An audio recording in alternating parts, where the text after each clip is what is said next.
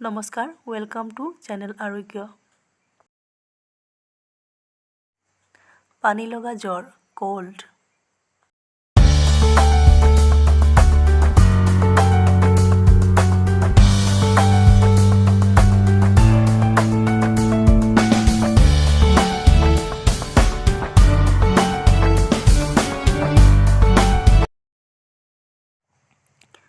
লক্ষণসমূহ: প্ৰথমে চকু পুৰে, পানী ওলায়, নাক চমচমায়, অলপ জ্বৰ ভাৱ হয়, পাছত নাকেদি টোপাটোপে পানী ওলাবলৈ ধৰে, মূৰ কামোৰে।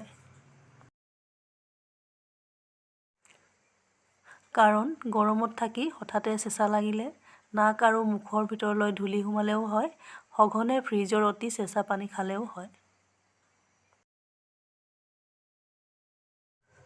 ঔষধ: ৰোগটো হোৱাৰ লগে লগে গধূলি আলু, পিঁয়াজ, নহৰু, জালুক, আদা আদিৰে বেছি জ্বলা হোৱাকৈ অকণমান আঞ্জা কৰি ভাতৰ লগত খাব। ২-৩ দিন খালেই পানী লগা শুকাই যায়। পানৰ ৰসৰ লগত মৌ দি খালেও দিনে দুবাৰকৈ খালেও আৰাম পোৱা যায়।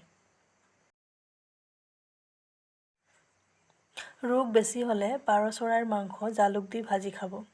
লং কেইটামান পিহি মৌৰ জোলৰ লগত খালেও আৰাম পোৱা যায়।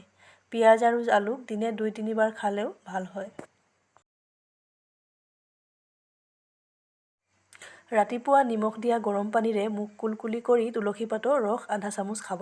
অপথ্য: কেতিয়াও যিকোনো টেঙা নাখাব, মাছ, কণী, দৈ, গাখীৰ, বৰা চাউল, চেঁচা পানী নাখাব, সদায়ে গৰম পানী খাব। ভিডিঅ'টি সম্পূৰ্ণকৈ চোৱাৰ বাবে ধন্যবাদ।